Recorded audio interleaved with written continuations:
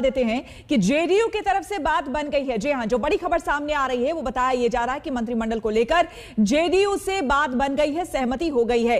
इसमें एक कैबिनेट मंत्री होगा और 3 राज्य मंत्री बनाए जाएंगे। आनंद पटेल हमारे संवाददाता हमारे साथ जुड़े हैं आरसीपी सिंह के आवाज से। आनंद, आपके पास क्या कुछ जानकारी? बिल्कुल श्वेता, देखिए जो हमारे पास जानकारी आ रही है उसके मुताबिक जो सस्पेंस बना हुआ था कि जेडीयू क्या इस बार शामिल होगा इस राजग की सरकार में, क्योंकि आपको याद दिला दूं कि 2014 में जब सरकार बनी थी, 2017 में, तब 19 में माफ़ कीजिएगा, तब लगभग शामिल होते होते जेडीयू ने किनारा कर लिया था इस सरकार से। नीतीश कुमार शपथ ग्रहण में भी गए थे, लेकिन आखिरी मौके पे बात नहीं बन पाई थी, क्योंकि जेडीयू लगातार ये कहता रहा कि उसका जो सामाजिक ताना बाना है उसकी पार्टी का, उसमें एक मंत्री पद से काम नहीं चलेगा। लिहाजा इस बार प्रधानमंत्री ने जेडीयू का जो प्रतिनिधित्व है वो काफ़ी बढ़ा दिया है। हमें जो जानकारी मिल रही है पार्टी सूत्रों की तरफ से, उनके मुताबिक आरसीपी सिंह, जिनके आवास पे मैं खड़ा हूँ, ये कैबिनेट मंत्री बन रहे हैं। इसके साथ ही 3 मिनिस्टर ऑफ स्टेट यानी राज्य मंत्री भी बनाए जा रहे हैं जेडीयू कोटे से, और ये तीनों ही एक तरह से कह लीजिए जो बेस है, सोशल बेस है जेडीयू का, उससे आते हैं। इसमें चंद्रेश्वर प्रसाद चंद्रवंशी, रामनाथ ठाकुर और दिलेश्वर कमेत, ये तीनों जो एमबीसी जो सेक्शन है उससे आते हैं। तो कहीं ना कहीं जो सामाजिक वोट उनका आधार है उसको साधने की कोशिश की गई है इस रिप्रेजेंटेशन से। और ये कह लिया जाए कि नीतीश कुमार बहुत टफ नेगोशिएटर माने जाते हैं, तो कहीं ना कहीं वो अपनी बात, अपना पक्ष मनवाने में इस बार कामयाब हुए हैं, जिसकी वजह से जेडीयू इस बार सरकार में शामिल नजर आ रही है। बिल्कुल, सुजीत झा भी हमारे साथ बने हुए हैं। एक टफ नेगोशिएटर के तौर पर हमने देखा है नीतीश कुमार को, और पिछले बार जिस तरह से नाराजगी उन्होंने जाहिर की थी, शामिल भी नहीं हुए थे, लेकिन इस बार खुशी खुशी अब शामिल हो रहे हैं। सुजीत, आपके पास क्या कुछ जानकारी? आरसीपी सिंह के बारे में तो पहले ही सूचना मिल गई थी कि उन्हें जगह मिलेगी मंत्रिमंडल में, लेकिन अब बाकियों को लेकर भी मुहर लग गई। बिल्कुल श्वेता, और ये एक बड़ी उपलब्धि है। सुजीत, आपको रोकना चाहेंगे, हिमांशु के पास कोई बड़ी खबर है? हिमांशु बताएं। हिमांशु बताएं। लेकिन कहीं ना कहीं ये जिम्मेवारी तो बनती है सरकार। श्वेता, बड़ी खबर हरियाणा से आ रही है। रतनलाल कटारिया जो एक ऐसी फेस थे बीजेपी के, जो अंबाला से सांसद थे, 4थी बार के सांसद थे, और जल शक्ति और जो है सोशल जस्टिस मंत्रालय में राज्य मंत्री का कार्यभार देख रहे थे, उन्होंने भी इस्तीफा दे दिया है। और उनकी जगह जिनको हरियाणा से मंत्री बनाया जा रहा है वो है सिरसा से जो है सुनीता दुग्गल, उनको लाया जा रहा है उनकी जगह पे रिप्लेसमेंट। तो ये कहा जा सकता है कि बड़े चेंज, कास्ट कॉम्बिनेशन, महिलाओं को आगे लाना, यूथ को आगे लाना, ये इस सरकार की प्राथमिकता थी। और इसीलिए देखें तो टेक्नोक्रेट्स भी, और सुनीता दुग्गल आईआरएस रही हैं, पहली बार चुनकर आई, उनको इस सरकार के अंदर जो है मंत्रिमंडल में शामिल किया जा रहा है। यानी कि अब ये कहा जा सकता है कि रतनलाल कटारिया इस्तीफा दे के अब मंत्रिमंडल से बाहर होंगे, और उनकी जगह सुनीता दुग्गल जो पूर्व में आईआरएस है, पहली बार सांसद बनकर आई हैं, उनको मंत्रिमंडल में जगह मिल रही है। महिलाओं को ज़्यादा से ज़्यादा मंत्रिमंडल में जगह मिले। 11 महिलाएं जो हैं इस मंत्रिमंडल में होंगी, जिनमें से 2 कैबिनेट होंगी। तो ये माना जा सकता है सुनीता दुग्गल या तो राज्य मंत्री होंगी या फिर वो स्वतंत्र प्रभार की मंत्री होंगी।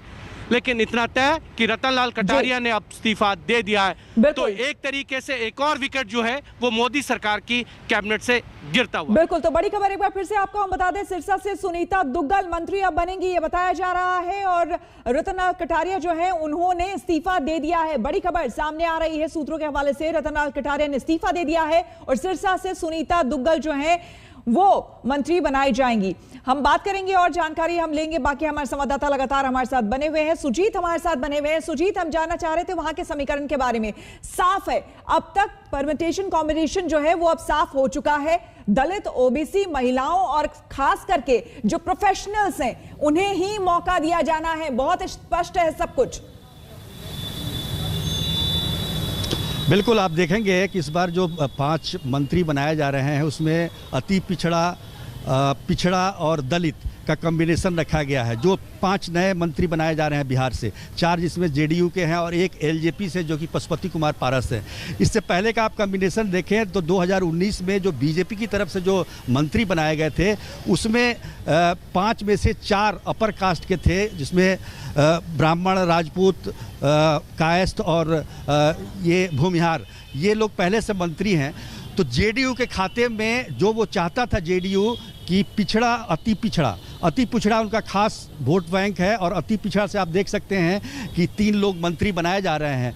दलित की बात करें तो पशुपति कुमार पारस दलित कोटे से हैं। ये दोनों सेगमेंट जो है वो जेडीयू के लिए काफ़ी महत्वपूर्ण है। और इस तरह से आप देखेंगे तो मतदाताओं का जो एक तरह से जो सामाजिक समीकरण है बिहार में, उसमें लगभग 70% मतदाता इससे कवर हो जाते हैं। तो इससे आप अंदाज़ा लगा सकते हैं कि जेडीयू के लिए ये कितनी बड़ी सुकून की बात है, क्योंकि वो जो चाहते थे, क्योंकि 2019 में जब एक मंत्री को शपथ लेने की बात हुई थी प्रतीकात्मक रूप से, तब नीतीश कुमार ने मना कर दिया था। उस समय वो राष्ट्रीय अध्यक्ष भी थे, लेकिन इस बार राष्ट्रीय अध्यक्ष हैं आरसीपी सिंह, और उन्होंने बातचीत की है और उसके आधार पर उन्हें तो कैबिनेट मिला है। और खास तौर पर उन्हें जो है वो बीजेपी के साथ बेहतर तालमेल की वजह से कैबिनेट मंत्री का दर्जा प्राप्त हुआ है। हिमांशु के पास चलेंगे सुजीत। अब हिमांशु, इस बार की जो लिस्ट आई है, इस बार जो हम लगातार अपने दर्शकों को दिखा रहे हैं, इसमें नई लिस्ट में जो चेहरे सामने आ रहे हैं वो टेक्नोक्रेट्स जो हैं उन्हें मौका दिया जा रहा है। साथ ही साथ देखिए, जिस बात का ध्यान दिया है इस लिस्ट में, टेक्नोक्रेट्स को मौका दिया जा रहा है, साथ ही साथ उच्च शिक्षा पर भी, यानी कि वो वेल एजुकेटेड हो, इस बात का भी ख्याल रखा गया है, ताकि और अपने राज्य में अगर उन्होंने अपने इलाके में बेहतर काम किया है, अपने राज्य में अपने एरिया में बेहतर काम किया है, तो इस बात पर भी जोर दिया गया है।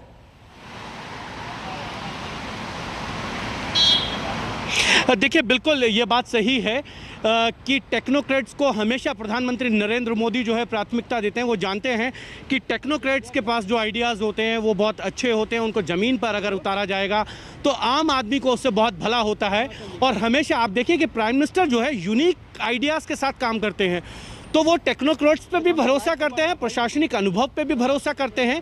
और इसीलिए हाईली क्वालिफाइड एजुकेटेड लोगों को आप हमेशा प्रधानमंत्री के इर्द गिर्द देखेंगे, चाहे वो उनके एडवाइज़र्स हों या मंत्रिमंडल के अंदर हों। और इसीलिए इस बार भी उनका सबसे बड़ा अगर उनका फोकस रहा तो वो हाईली एजुकेटेड टेक्नोक्रेट्स और अनुभव, जो प्रशासनिक अनुभव है, यानी कि 7 सिविल सर्वेंट्स को उन्होंने इस कैबिनेट में जगह दे रहे हैं। तो कहीं ना कहीं वो ये चाहते हैं कि राजनीतिज्ञ के साथ अनुभव, हाईली एजुकेटेड हो, प्रोफेशनल्स हो, डॉक्टर्स हैं, लॉयर्स हैं, MBAs किए हुए हैं, इंजीनियर्स हैं, ये भी उनकी कैबिनेट में हैं। तो एक तरीके से देखा जाए तो प्रोफेशनल्स को भी राजनीति के साथ जोड़कर जो है वो आम जनता की भलाई में कैसे तेज़ी से काम किया जा सकता है, कैसे आम जनता को उनको बेसिक रिक्वायरमेंट जो है वो पूरी की जाए, इसको लेकर टेक्नोक्रेट्स के साथ साथ वो प्रोफेशनल्स को भी आगे लेके चलते हैं। और यही कारण है कि इस पूरी कैबिनेट